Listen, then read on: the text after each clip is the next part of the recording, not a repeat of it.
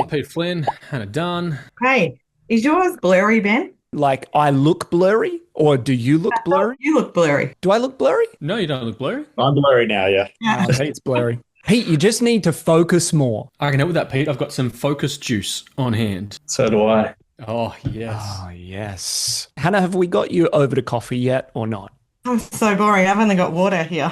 Oh, gee. Well, I could convert you to the focus gum if you're interested, but that may get us struck on YouTube. G'day, good people. Welcome to the Grow Your Clinic podcast by Clinic Mastery. Here's what's coming up inside of this episode. Do not go through your P&L in alphabetical order. It lacks context. How do you financially manage your team around some of the things that might actually be costing you more than you think? There are alternatives to doing unpaid leave. The first thing that pops to your mind when you think of the most common expense. I want to go with wages for therapists, number one. Like, that is where... Just get rid of them. I know. Nothing in isolation is cheap or expensive. Cheap or expensive is only relative to something else. I'd love to see the expense or investment item for cocktails that Shane Davis has at a CM event. I'm not sure why you're bringing it up. That does not need to be cut. This episode will be right up your alley if you're looking to boost your profitability. We're diving into managing clinic costs. And trust me, you'll want to hear Hannah's take on how much meetings are costing you.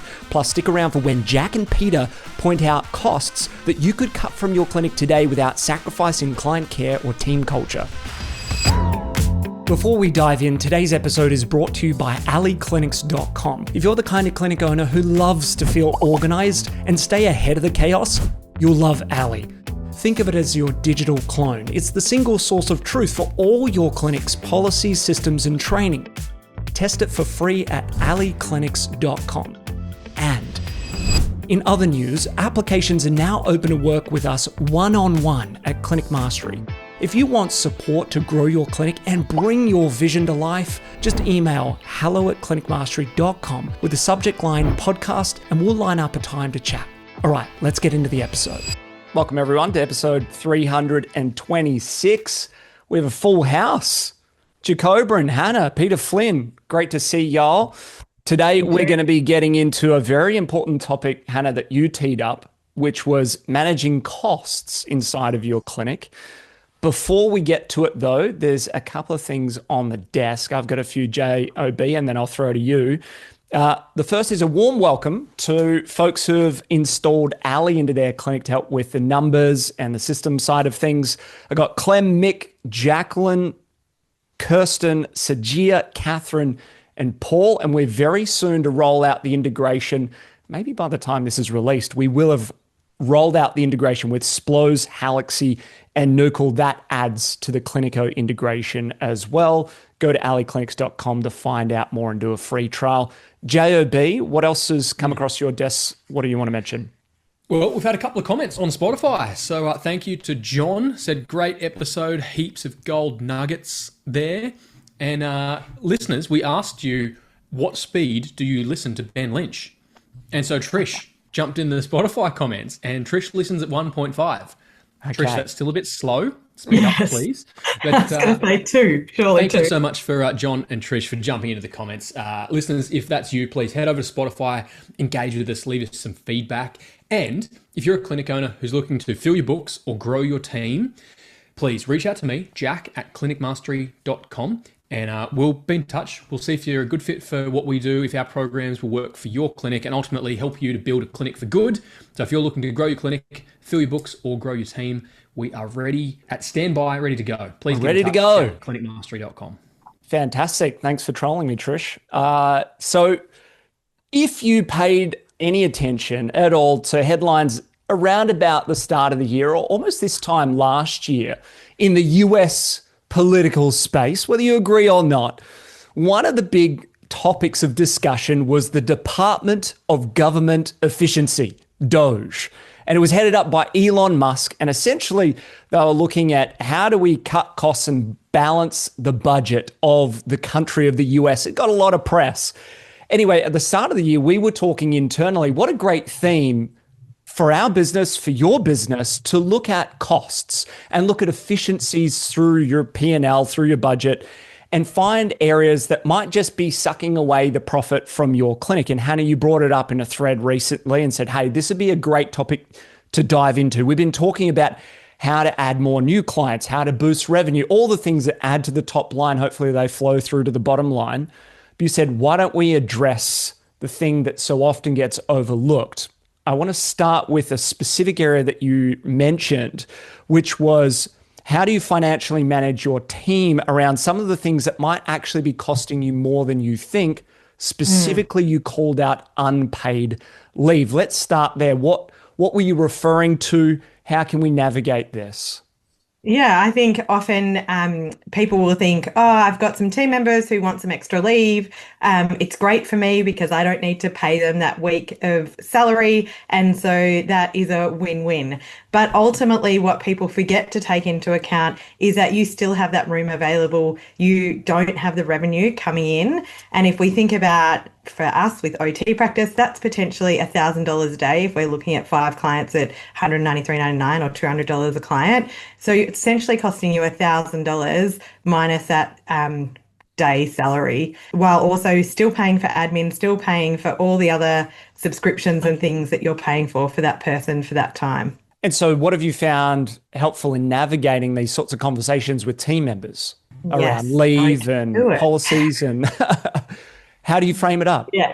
Yeah, definitely looking at really being clear about what leave everyone is entitled to. We do say, like, of course, if there's extenuating circumstances, like you've got your brother's wedding overseas, we're happy to look at what that looks like. But there are alternatives to doing unpaid leave. Maybe you've got people who work a 9-day fortnight and they want to do a 10th day for a couple of weeks to increase their billables to still meet their KPIs for that quarter and then get that extra week of leave. Well, while you've got that empty room, you've already made up those times and they've pushed themselves for that period of time.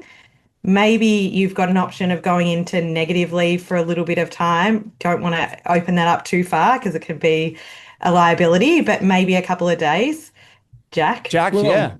put his hand up. How far is too far, Hannah? Like into the negative? As a general rule, there's not financial advice, but if I was to be financially advising someone, it'd be don't go into the negative at all. Yes. But in human context, Hannah, like how far is too far? Yeah, I think a couple of days is pretty. It depends how long it's going to take them to make it up and how full-time they are. Right. And potentially how long they've been on the team. You might have someone that you're really confident with where you've made an agreement, might be the time of year. I don't know, Pete, have you got thoughts? I mean, you're talking days, not weeks, essentially, right? Yes, I would be. We would go 5 days, basically like 1/4 of their leave they could go into advance. And it wasn't just for, we're going on a boys or a girls trip for Yes. there has to be a real reason behind why we're making an exception here. But we're not doing it. We're not going to, like you said, unpaid leave, because the negative consequences of that, we believe, are far higher than going into some negative leave there. And it just is about that consistency across team, like making all of that really clear about what the options are and really trying to plan out that leave early in the year.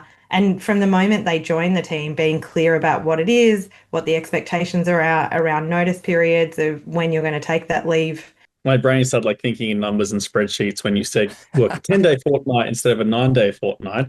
How do you manage, I guess, that extra day being overtime from a HR perspective? Look, it's a very good question. I don't know the answer to that. How have you navigated it, Pete? We didn't necessarily do it, but I thought you might have said that you do that, Hannah. So I was wondering, like, have you worked out exactly like how that would work in your clinic in order to make that feasible? Because the challenge in my mind goes straight to numbers. I'm like, all right, but that's not technically like for like, and that's actually going to cost the business more. And potentially where I've seen some businesses fall down a bit is if someone will work more hours during the fortnight, but their numbers actually don't, the billables actually don't go up.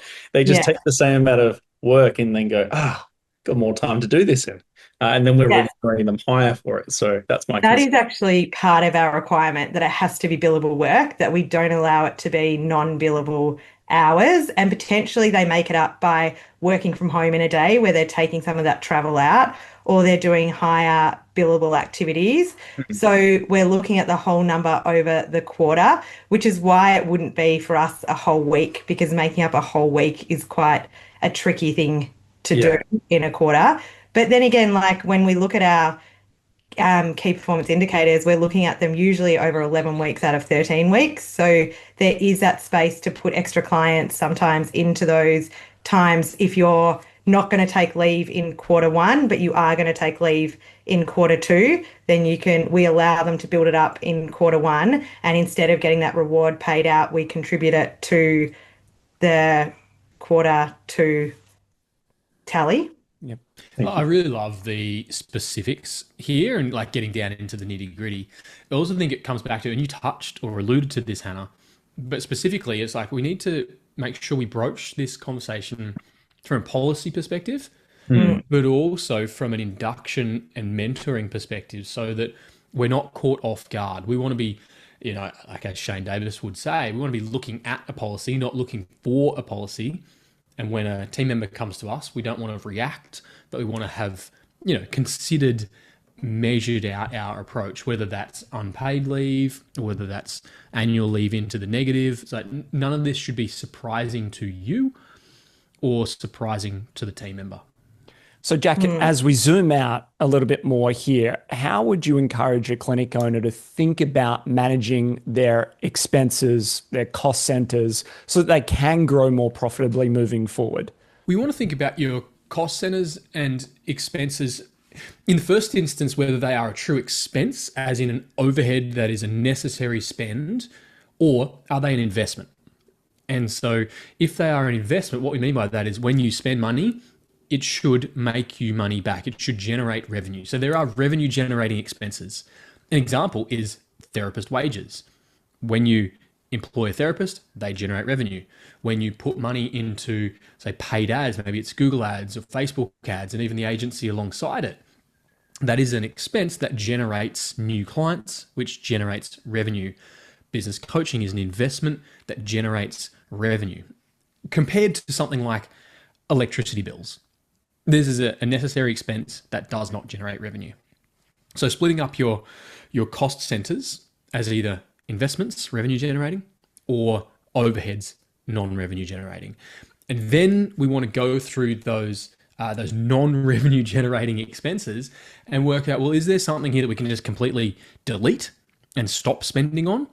Or is there something here that we can leverage tech and some automation? Can we look at an alternative? How can we streamline this process? So that's probably a high level way of thinking, Pete. I'm interested, just because something that came across my mind when you said that, Jack, is we all go through a lot of P&Ls here, right? We all see a lot of the other side. Yes. Let's go around. I'm keen to hear the first thing that pops to your mind when you think of the most common expense you find in there that is either way too high or just shouldn't be in there at all. Like I've got mine, but I'll wait. Subscription. Anything, and it's something that I think there's subscriptions. Like there's always subscriptions that people don't even realize that they're paying for. So you might find a few $100, a few $1,000 a year to manage and cut in subscriptions. That would be your go-to. Are you thinking, Pete, That's as well? Like you just quick go-to, I can action it maybe this week, as distinct from it's big, hairy. It might take a little bit of workshopping to do it. What do you reckon? 8 Sleep, Pete. I've only noticed your name there. Yeah, there you go. I'd say something that when you look at a P&L. Hold on, Jack and Ben haven't gone. Oh, yeah. No, I want to know from you, Pete, what do you want here? Because there's so many that come to mind. What you look for. Something that in your mind, you go through a P&L and you look for it straight away. Ben. Oh, do you know what I want to go with wages for therapists, number one. Like that is where just get rid of them. I know. But like that's when I'm opening it up, that's definitely where I'm going to be looking at in terms of sustainability and what's hitting the bottom line profitability. But the next sort of OPEX sort of line would be the admin category. And most people wouldn't even have it all together, where I would find, $20,000 to $50,000 of over rostering of admin that's just sucking away from the profitability of the clinic, that meaning they're kind of, quote, overstaffed, if you would, in the admin section. That's something that I feel you could move on pretty quickly and you could save reasonably meaningfully. That's probably where I would go to first as I'm scanning. I like it. Jack? Well, I'm going to get off the fence and I won't say it depends. I was not on the fence. I went with admin. I would have either said admin to Ben's point, or I was thinking more along the lines of IT. Now, I'm not going to win any friends here. IT support services or stationery. And I'll bundle in telephone in that. Oh, come on. You're IT saving thing. hundreds of dollars. I'm proposing maybe tens of thousands of dollars of saving. Mate, Oh, people you pay take tens my of thousands highlighters, on mate. IT and phone as well. Yeah. People Right. pay Yeah, it depends on thousands. the IT bill. We have seen some horrific ones over time. But, you know, we're talking about the typical Yeah. clinic that we'd see here. Hannah, what about you? Leadership hours as well is a big one that like managing a team. Like, so coming to your salary, I'd be looking at what is that salary going towards. Okay. Hmm. I mean, I won't say sick leave. I know that's Mick Riss. He likes to pull that one out. Lots of money to be saved there. But mine is IT services. I still find many clinics who have $2,000 a month IT services that is literally just a password reset for Microsoft OneDrive. You would not believe how many clinics still have IT services that Wow. are like you're not server based anymore. You don't need them. You're spending 24,000 a year. It's ridiculous. Okay. Jack's just done his shocked face, and we're just as shocked that you were right. Don't Wow. worry. The skull emoji across the screen. Look at you.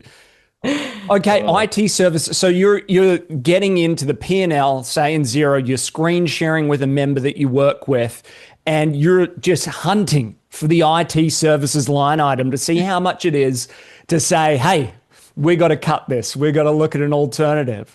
But what about that clinic owner? Clearly they've got it, Pete, because they feel, I don't know, incapable, or they feel they need the safety net and they need support on hand. So what do you replace it with, or what do you suggest they do? I replace it with $2,000 a month.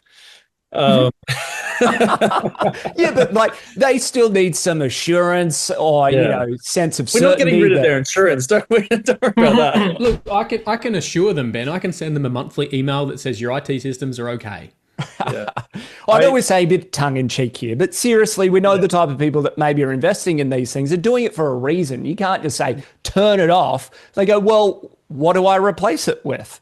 Can you just go to like one-off services if you've got time, like if there is something that comes up that's big? Just a call out fee, right? Yeah. Yeah. Well, think of it like this: like for most clinics that use it, they're using it because it's always been there. Like that's the way it's always been Yeah. done at that clinic.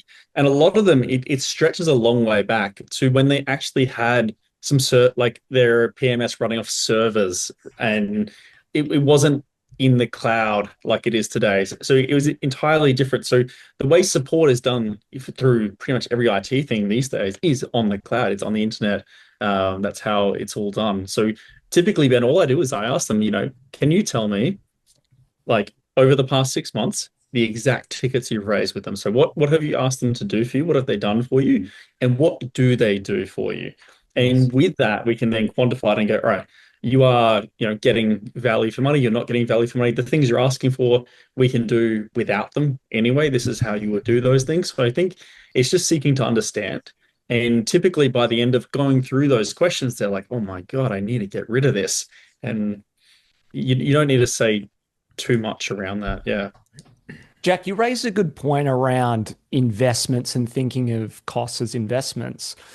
I agree and disagree in the sense that we would say every decision is an investment decision. Whether it's generating revenue or not, it's some way playing a role in supporting our team. For instance, CPD, maybe you say, okay, well, I hope my team are more competent or capable of seeing a certain caseload or client load, but maybe it's months away from seeing that, but I still need to invest in CPD today. So take me back to maybe even when you look at your P&L as a clinic owner, what do you suggest they do? Like there's a lot of items, there's a lot of line items that go into it.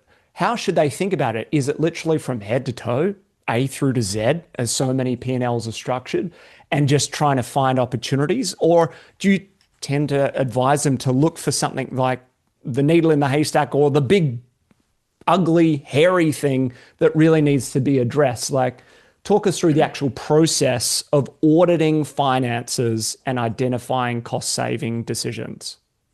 Yeah, I think having your financial house in order is a really key component to this. So, for listeners, if you haven't already, zip back and watch the previous episodes on structuring your profit and loss. But you want to have really well organized, categorized zero. To make sense of this logically, do not go through your P&L in alphabetical order. It lacks context. And the thing there is, like, typically you've got accounting next to admin, next to advertising, and it goes all the way through to the letter Z. And they're not of a similar nature or category, right? And you're looking at them together. So, yep, they're not. Great point. And then I think perhaps a helpful mental model or framework for folks to think through is nothing in isolation is cheap or expensive. Cheap or expensive is only relative to something else. And so I would encourage clinicos to start thinking in a rational, reasoned way to go, if I'm going to spend $1,000 on this thing, is it the best allocation of $1,000 to achieve the outcome that I want to achieve? What are the other options or alternatives that I could spend my $1,000 on? And which one am I willing to bet on? Which one will give me the greatest degree of confidence in achieving the outcome? It's a really pragmatic way to think about things. What am I trying to achieve? What are the alternatives to achieve that outcome? And is this the best deployment of dollars? It's a great role for practice managers in particular, or the right person on the team to really help do some of that discovery work and auditing work, depending on their competency and confidence levels, to be able to task them. And they could likely find $5,000, $10,000, $15,000, depending on the size of your clinic, probably pretty quickly. And it starts to then, you could say, pay for that role, which we've discussed in previous episodes about getting a practice manager on. Pete, I want to come to you on transaction fees. This is one that often comes up regularly within our Slack community from clinic owners saying, hey, can I get a different provider because we're swiping through these cards and we're getting hit with these transaction costs? Can I negotiate them? Can I get better rates? Is that something that you address? Because it's a question we get asked quite regularly. I thought you were just talking about like them using their own Amex, and you wanted me to like drop in my little referral code. I'm happy to do that too, but it sounds like the question was going somewhere else. So we could do an episode on that, I think. We could do a whole episode on that. Unreal. But look, it does depend at the end of the day. Like Ring the bell. You can ring the bell all you like. When I sit with the clinic owners, they often say, the bank fees associated with this, etc. But at the end of the day, if your bank fees from people swiping their cards is really high, it's because you've got a lot of revenue coming through. And the alternative is, I guess, you can add a lot of clinics will choose to add the fees on, which you can do. Some people don't like that. Some people do like that. Whether or not that's still going to be legal in the near future is up for debate at the moment. You can currently do it, but the RBA is moving to have those taken away. I'll do it with NDIS, just as a note. True. The best option for most clinics is just to increase your fees accordingly, and then just understand that that's a cost of doing business. Yeah. Okay. So play on is the advice. You're saying basically don't spend your time, don't waste your time on this one. Okay, Hannah, what about coming back to, you propose this topic here around other areas for you to dive into and find some cost savings, because we got to get fit to come back to the Department of Clinic Efficiency, DOCE, or DOCE if you're Italian like me, or 1/8. Or DOPE, I thought is another one. Yeah, Department of Practice Efficiency. I mean, you go with whatever suits you, but as our mini little DOPE room here, what else are you looking for to find different areas to cut costs and ultimately have that flow down to the bottom line, or you can reinvest it back in the business? Talk us through how you navigate this. I think we're really also, to your earlier point around those wages, looking at how we're spending them, how they broken down in the profit and loss. Do we look at what is leadership hours, what is project work, what is clinical facing billable hours? And what I will often find is they're like, oh, we've got speech, psych, OT, and we've got a team leader for each of them, and they've got 4 hours or a day each. And then they'll say, and I'll say, how many in each team? Oh, the psych actually doesn't have anyone in their team. The speechy has 20 people. The OT has 30. It's like, okay, well, maybe we need to have a look at this and have a look at what are those hours going towards. There would be more hours if you had 20 and 30 OTs and speechies, Yeah. but just as an example. And so what we find often is there is a team leader who doesn't have a team to lead or a project that doesn't have accountability. So we can say, oh, this person's working on the schools project. And we'll say, okay, well, what's happened in the school's hours? Yes. Like, what do they do? And they'll say, oh, not really sure. And so it's one of two ways. We either increase that accountability or we look at the money that we're spending on that leadership time and make it either redundant or make it work better for us.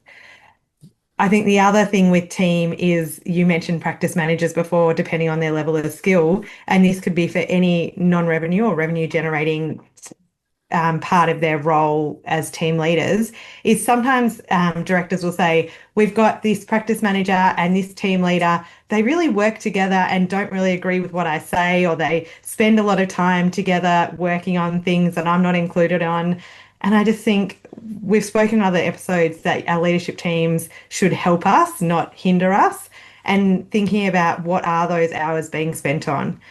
And so, Thinking Hannah, about we spoke about this, I think, in the profit and loss episode, where we went through head to toe, shared screen of a profit and loss, and looked at how we would structure it and also analyze it. What you're saying is we want to separate the wages that we pay to a team member for their leadership hours, their mentoring hours, their project hours, and the hours that they spend consulting and seeing patients.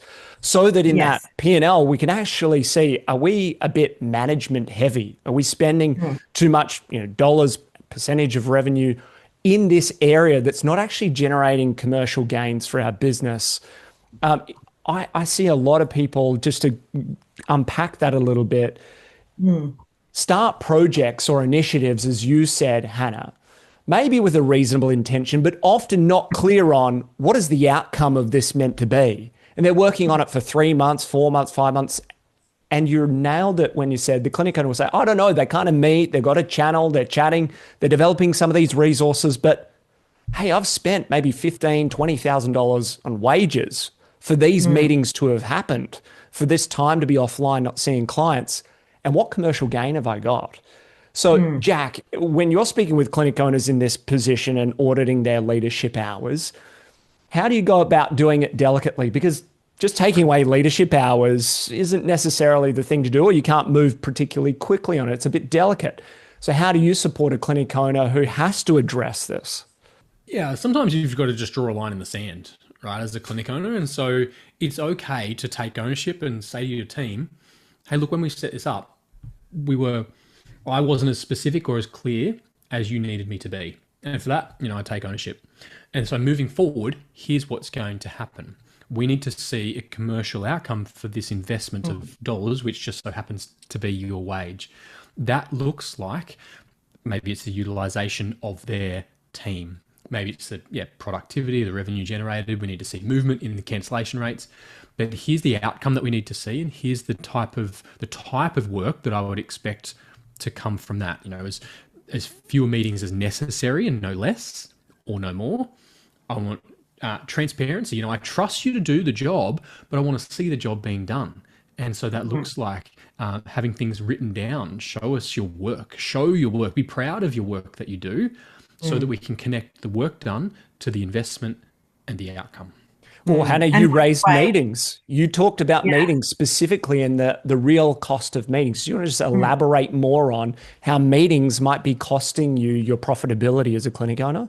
Yeah, absolutely. And just on the sharing before jumping into the meetings was, well, even with meetings, like we used to meet with our team to say, okay, tell me where you're at. And we're both sitting down and having, three or four of us together. Now we have a Slack channel that's dedicated to that project. And then there's another Slack channel that has all the project coordinators in there.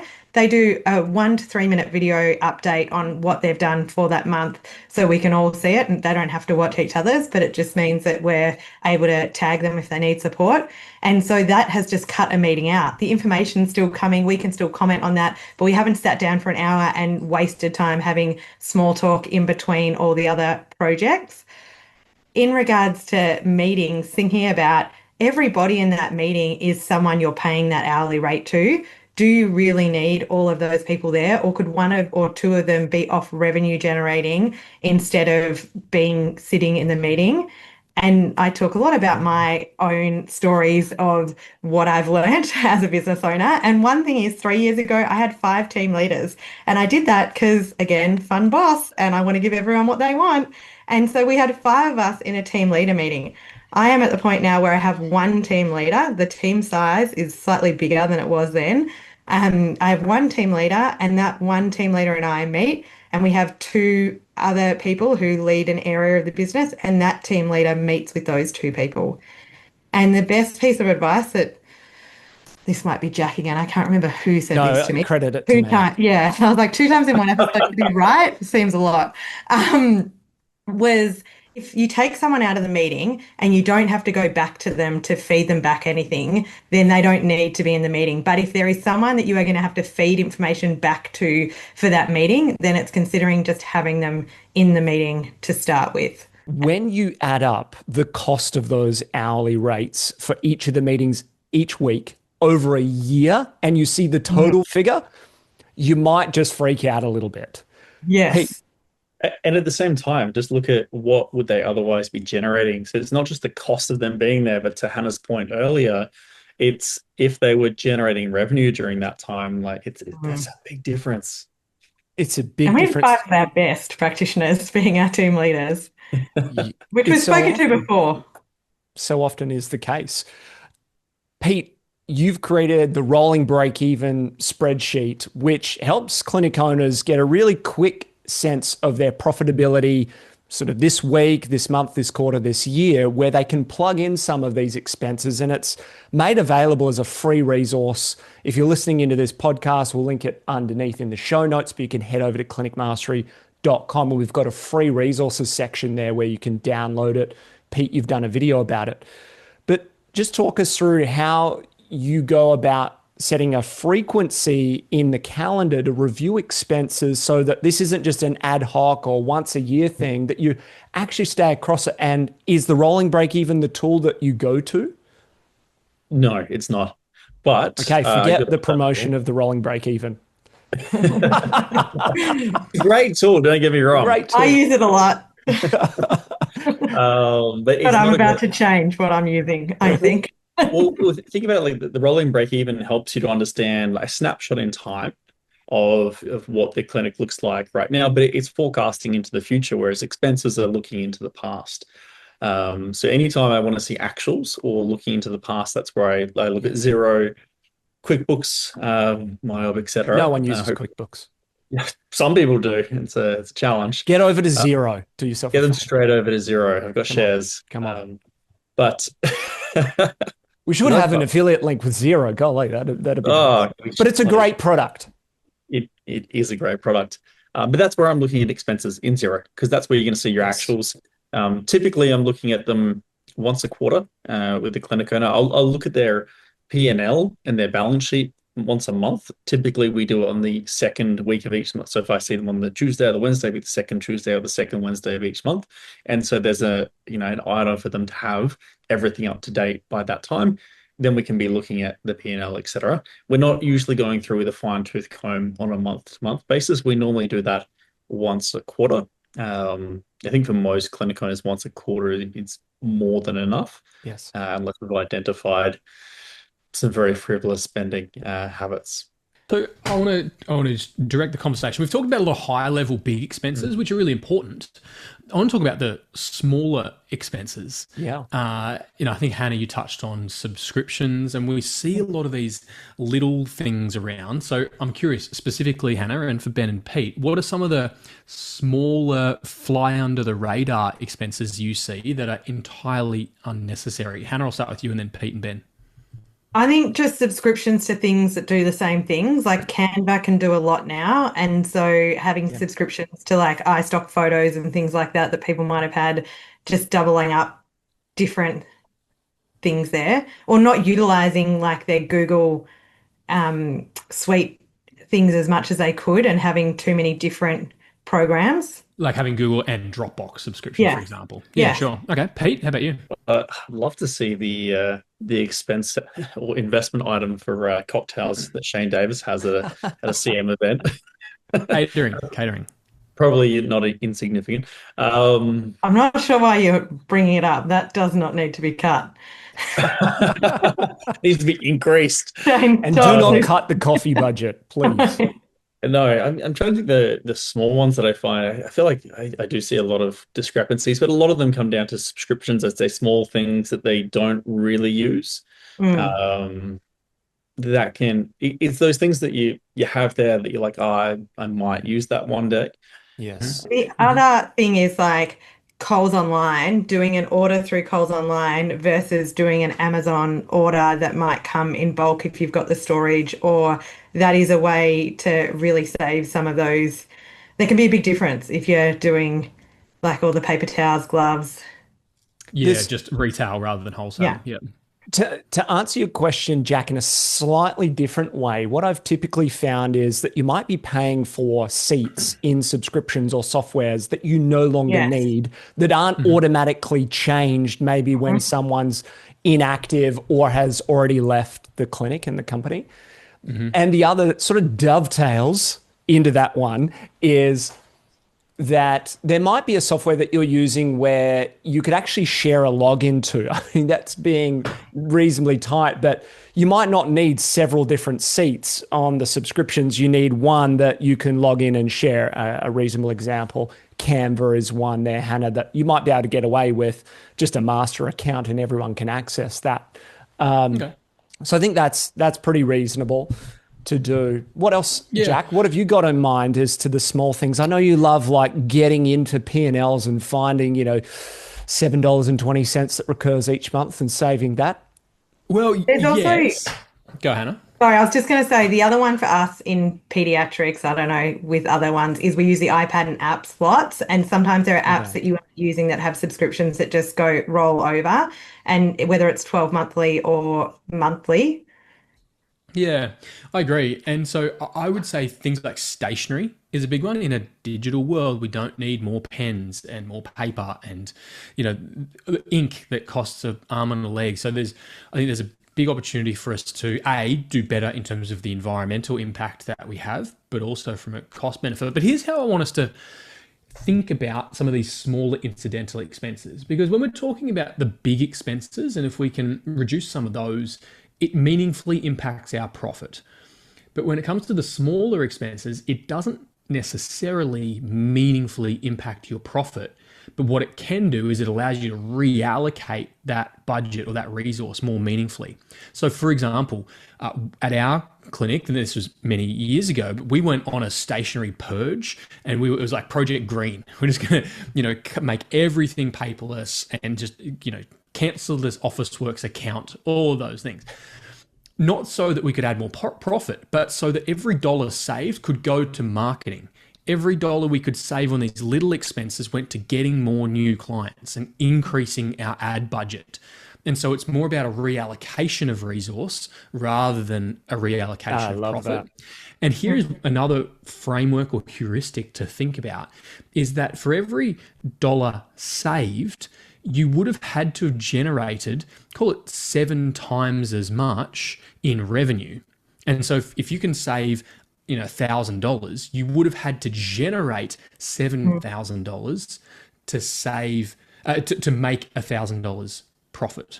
Does that make sense? So you can save $1,000 or you can generate $7,000 $1,000, I can tell you which one's easier. It's chopping the Canva subscriptions and stopping the Officeworks account. You and can't chop Canva. Save a couple of No $100, way. but put it into new clients. Because how often do we hear clinics go, oh, Yes. cash is really tight and I need more new clients? Great. Stop spending on the little and get more new clients. If a new client, maybe your acquisition cost is $60, $70, then great. Can you find a subscription that you can stop that was $60 and go and get a new client? And that new client will be worth, thousands of dollars in lifetime revenue to your clinic. Get more new clients. Sell stuff. Stop carrying so much stock and get more new clients. Reallocate. It's a great way to think about it. If you're in the position where maybe you're considering investing in a marketing agency or allocating more to marketing or working with someone like us and you're like, oh, it feels a little bit tight with the current income that I've got. What if you go and look at where could I find an extra $500 to $3,000, $500 to $3,000 in the month or the year to reallocate? It's a great way to force you to make better decisions. I think so. A mentor of mine, Wes Home, way back in the day said, what have you got laying around in your garage at home? Can you sell a whole bunch of stuff? You whinge about not enough new clients and you whinge about revenue. Well, you've probably got $3,000 worth of garbage in your garage that you can sell on Marketplace tomorrow, spend $3,000 on ads and pick up 15, 16, 20 new clients. And then you just generated $30,000 worth of lifetime revenue. Sell the stuff, stop buying the new mattress and get more new clients. To buy the new mattress. Yeah. And look, you've got a great lens for supporting the clinic owners that are just starting up. They're, sort of somewhere between 0 and 40K in a month revenue. That makes sense, but we do have a lot of big clinics who are saying, Jack, I'm past that stage, right? Okay. Right? Are you though? Are you? Right? We say don't sweat the small stuff. And there's if you're stuck in a scarcity and poverty mindset, then that's some head work that you need to get done. But also success breeds inefficiency. And are you lazy with having the 47 subscriptions that you're lazy and you're making excuses for your size to justify your laziness? Get after it. If you've got big goals, then make sure your behaviors match your ambitions. For the head work, would any of your helmets help? Is that what they're for? You just put them on maybe and just you have the necessary head work? There's only so much helmets can do to this head, I tell you. So I think one of the key things that we all see, the elephant in the room, has to be the wages and the payment structures of our therapists. I mean, that's where 50 to 70% of all the money that comes in is allocated to, and the underperformance of those team members being the thing that needs to be addressed. Or Hannah, to your point of just taking our best team members off of consulting and into leadership positions and it just being unsustainable. So Pete, how do you go about addressing the elephant in the room, the remuneration of our therapists, when someone comes to you and they're on unsustainable structures, whether they're a contractor or they just paid this person an incredibly high salary and they're not performing particularly well? Let's talk about addressing the pay for therapists. I'm thinking, just sounds like you're really off of team at the moment, mate. But no, but we're talking about managing costs, and this is the biggest. Get paid way too much. I think there's a lot of teams though where we do hear oh, they're really lovely, and I know they can do it, and they'll get there, and that's probably one of the things that I think people don't realize how much it's actually costing the profitability. Well, we're talking in the tens of thousands of dollars here in terms of changes. I'm mindful we want to balance here at subscriptions at $7.20 a month and finding those. I agree with you, Jack. There's also let's address the main thing is therapists, what they're paid and the relevant performance of those therapists. So I just want to say, Pete, when a clinic owner comes to you and you do look at their P&L and you go, whoa, you're spending a lot on therapists, and you start to unpack it. Maybe you do a year in review with them and you see where these therapists are performing, underperforming, and what they're being paid for that performance. How do you start to have that conversation with the clinic owner and help them finding a more sustainable model moving forward? I think it comes down to I mean, being serious now, a lot of it just comes down to looking at and having the conversation with the clinic owner because they often don't realize these things as well. But if we found out through year in review that both of, let's say two of their best performers, they pay them this much and they generate this much, it's asking the question, how easy would your clinic be, right? How good would it feel if you just had those people replicated across everyone else?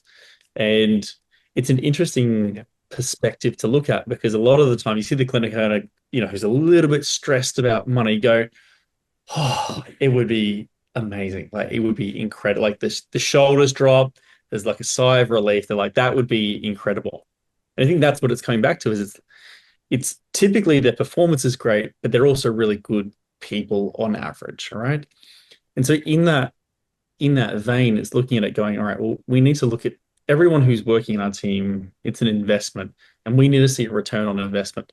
We can love the people in our team, they can be fantastic, but at the end of the day, they still need to perform and meet their KPIs. And often healthcare clinic owners don't feel comfortable to have those tough conversations, and they definitely Mm. don't have them early enough. And I think if you're going to have a really successful clinic, you need to be able to be their friend, have a great time with them, really enjoy them as a person, and simultaneously, both can be true, hold them to account and Mm. say, this is what we need from you. Because I guarantee you that team members are going to consistently be asking for more and more and more, and in many cases, asking to do less and less and less. And we have to set the standard of what we expect and what we will accept and what we won't accept. And people talk about culture and there's lots of cool things in culture, the retreats, the bean bags, all the cool shit that people do, right? It's also looking at what's the culture we have of standards of excellence and Mm. how do we show up? Because if you come into a team and everyone is a hustler, everyone pushes hard, you're going to feel really out of place and you're going to feel like you need to be pulled up and work harder if you come into that and you're a little bit below that. But if you come into a team and you are the highest performer and everyone else is kind of a little bit lazy, they don't go the extra mile, they're a little bit late to work, they don't get things done on time, well, that's the culture you become a part of. And so slowly, I would say most people will become a part of that culture. And so you as Yeah. the clinic owner get to set that standard. And I'd say it's your responsibility to make sure that you maintain that standard. And I think there's a real fear around exactly what you spoke to there, Pete, about being like, I want to be their friend and thinking that, yeah, they are mutually exclusive. You can absolutely be that person that puts those boundaries in place while also being friendly and having that fun time at the right times as well. Just going back to Brene Brown saying clear is kind. And that really is what we get from our team when we are really clear. And it's about this is what you would do in any business. And if we're in a position where if we upset someone because we're being clear about what the expectations are, then is that someone we really want on the team? And again, with your question about would you want that person replicated against every team member, thinking about the stress levels that you would have if that person was the person that was replicated across the team. Definitely. Standards is a great word to use, Pete, because Mm. culture, like you said, can be thought of in the vein of being a bit sort of fluffy and good vibes, Mm, and it may have those outcomes, but it comes back to what standard are we willing to accept? And Mm. if the standard is high, the behaviors, the attitudes, the attention to detail, etc., then the culture includes that performance. It's not just about the feel good.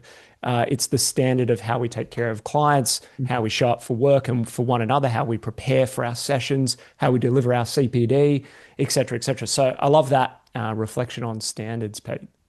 And I'd I, say the awkward conversation that I sometimes need to have with a clinic owner is the standards they expect of their team, they don't meet themselves. And it has mm. to start with you. It doesn't matter that you own the business, like whatever your role within the business, how little or how much, but it's like that role has to be done to the same standard. If you don't do what you say you're going to do, you don't get things done on time, and you don't show up meaningfully during whatever role that is, even if it's 4 hours per week, right?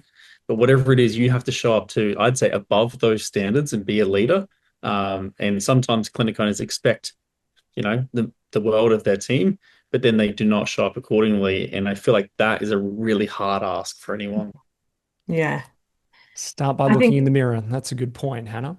Yes, another area that I think that sometimes with what you were saying, Pete, around wanting to be friends and fun is low KPIs or high PD budgets, for example. Like people attribute these to being a great workplace to be at. We do $2,000 worth of PD and they can have as many days as they want off.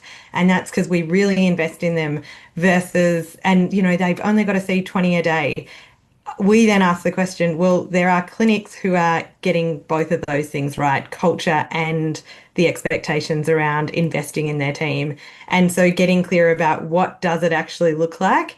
You talk about people who show love by giving money to their friends and family, and you talk about giving love through actions. And so what we really want to see is having a nice balance of, yes, we give to our team and support our team, but we also don't overdo it and underlook the revenue or the impact hours that we need to have as well. It's a great point, Hannah, about the CPD budget that clinics have as one of those ones to address.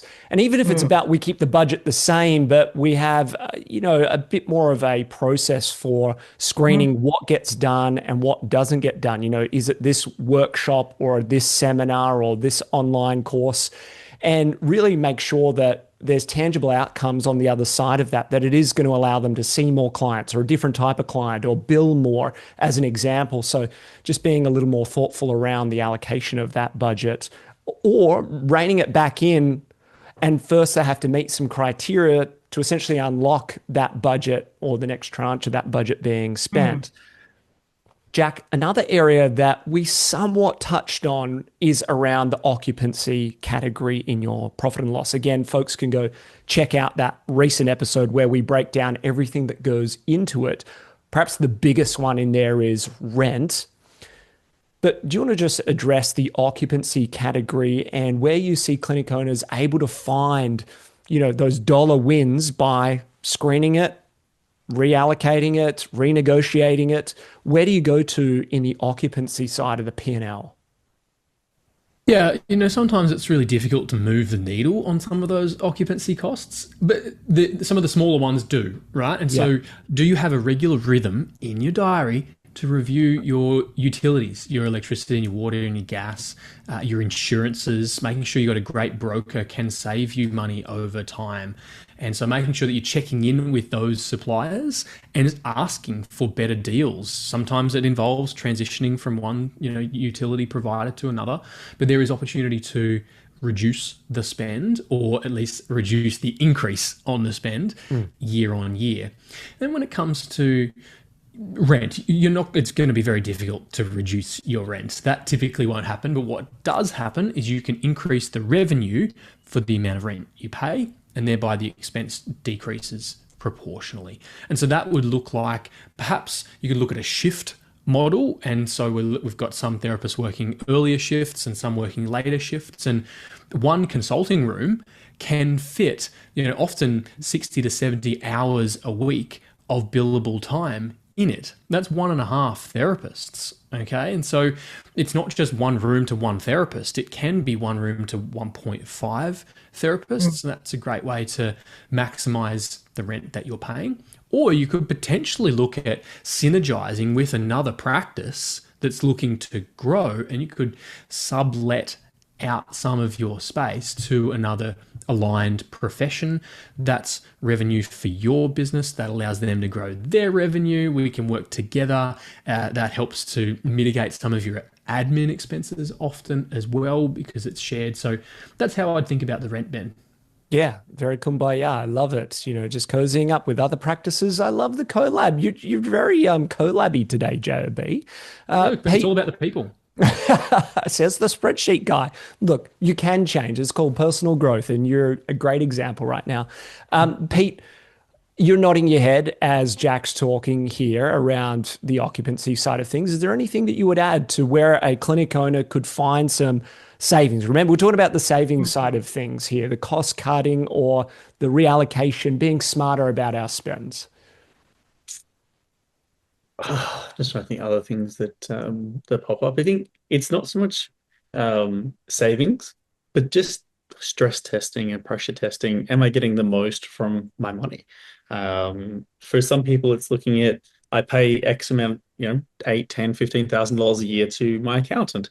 What do I get for that? Am I making the most of that? Do they offer with that tax planning that I'm not taking advantage? Look at, are you getting the most out of these key areas of your business? Because I feel like a lot of people, like whether it's working with an ads agency, whether it's their accountant, whether it's their bookkeeper, it's looking at, am I really getting the most out of this right now? Um, and what would I need to do to get more out of it? And a lot of the time, it's just having a conversation to say, am I Yes. best utilizing this? How can I better utilize this? How can I better work with you? Because I'd say a lot of healthcare businesses do run quite lean. Like they do pretty well. Okay. There are some things, like we said, that pop up and you're like, we can definitely cut those. But I'd say where most have the biggest opportunity in terms of the savings, it's not so much saving, but it's more getting more out of what they do have. When I'm working with them, I ask them, what do you get for this? What are you utilizing this for? And they're often just underutilizing the services and the subscriptions that they're paying for at the moment. It's a great point. It's not to cut straight away, but go, I feel like I can get more out of this and renegotiate the terms or figure out how you can get more out of it. Pete, one of the things that I've admired about you and that you've really challenged me to do is use some constraint-based thinking. And when it comes to budgeting, I've heard people say things like, okay, we're just going to try and find 5% saving, and we're going to go through all the different areas and see if we can do that. How do you use constraint-based thinking when it comes to cutting costs and getting people to challenge perhaps some of the thoughts or beliefs that they have about their P&L and L and their spends? I haven't done this with anyone before, so this is doing it on the fly. But realistically, how I would do it You've is shown me up twice today. No P&L, no constraint-based thinking. This is good. A great opportunity for personal growth, just like JOB. exactly. There you go. You're like, oh, Pete's gonna have a great answer for this one. And then I thought you'd be perfect for this. But I no, know that's I, something that one of our mentors, prescribed to us is like, how could you just go back, look at the budget, 5%, you got to cut it by 5% in your operating expenses.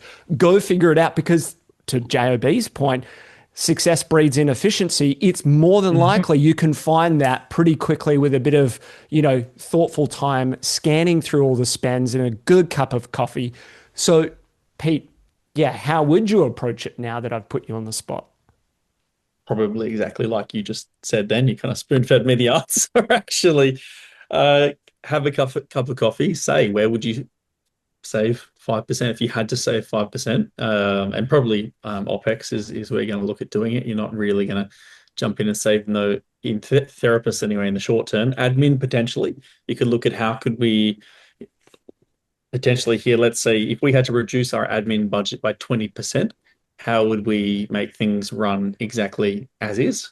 What systems may we need? What automations may we need? How would it run differently in the clinic? How would follow-ups and phone calls run differently, whatever that may be? So I think that potentially That's thinking a on the great fly. addition to it. Like, how can we cut admin costs without diminishing the client experience and maintaining a strong culture? Like just adding some, variable layers to it. So it's not just like, oh yeah, if we're getting rid of all the casual admin and we're going to save some money. Absolutely, there's got to be some heart to it. But I like that extension of the question. And even if it ends up just being an intellectual exercise, an activity that gets you to audit things thoughtfully, it's the starting point for, greater clarity and discretion over the spends that you do have, whether you pull the trigger on it or not. You're actually going to go through the process. Perhaps the exercise is the most important thing, and to do that regularly.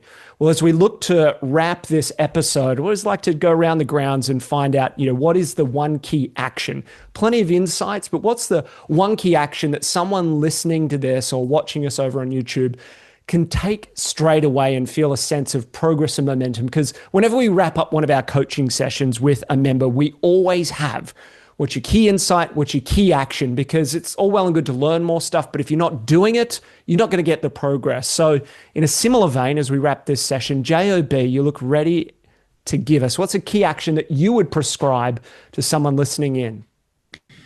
Cancel a subscription, increase ad budget. Nice. A double play. Hannah, what about you? Yeah, I was just going to say, have a look at your profit and loss and check for that IT line item and check what it's at. Great IT services. Yes, and just getting clear on understanding what the subscriptions are doing for you and what your team is doing for you for those hours. Nice. Pete, what about you? I'm going to go slightly differently. My key action would be email me at peter@clinicmastery.com and I'll help you to do this. Very nice indeed. If you want to be serious about it, that's a great way to do it. Yep, mine would be subscriptions are a very quick win. You probably find a few $1,000 in subscriptions and you can action it pretty immediately. Some of the other things take maybe a few more weeks or months to be able to do. So I'd definitely go with that for a quick win. Well, thank you very much for tuning into this podcast. Please share it with a friend or a colleague. That would mean the world to us. Or give us a review on the platform that you choose to listen in. It looks like most people use Apple Podcasts and then Spotify second. So whatever platform you're on, we would love for you to share a review or add a comment down below.